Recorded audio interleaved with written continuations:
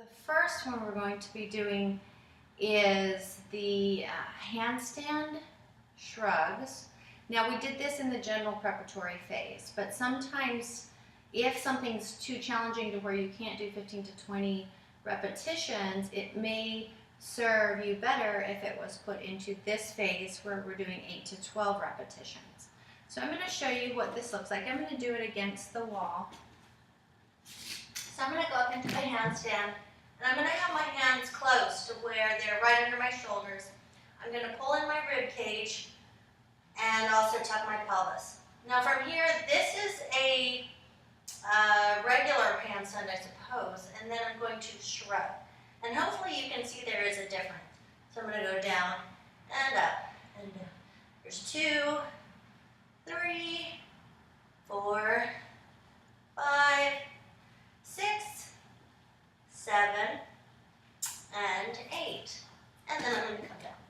So you can do 8 to 12 of those. And we will do 2 to 3 sets. Now what we found to be the best is if we go through all the exercises one time, and then you go back and go through all the exercises again, and then if you do the third set, you go back and do all the exercises after that.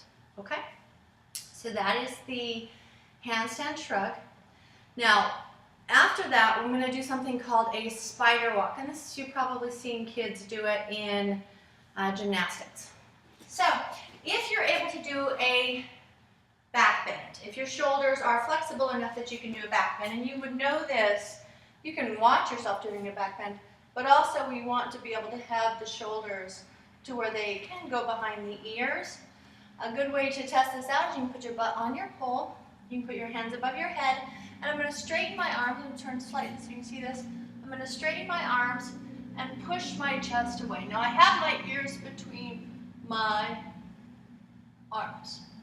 Now this is also good flexibility exercise, but if you have somebody who is not able to do this, if you have somebody that looks more like this, that is like this when they're stretching, and there are people like that, and that's okay, we all start somewhere, then you'll want to skip this exercise or practice stretching the shoulders. That is probably what I would have my clients do. So a spider walk looks like this. I usually go clear across the floor because that's kind of fun that way. I'm going to go into the back bend, and I'm going to walk across the floor. Now you can go back as well. It's a little bit awkward, but we can go back and forth. Now because that is, I'm of course going to be doing more than 8 to 12 repetitions, I just tend to pick a distance that is somewhat challenging and do that, because the focus here is that we are challenging ourselves, that we are getting stronger.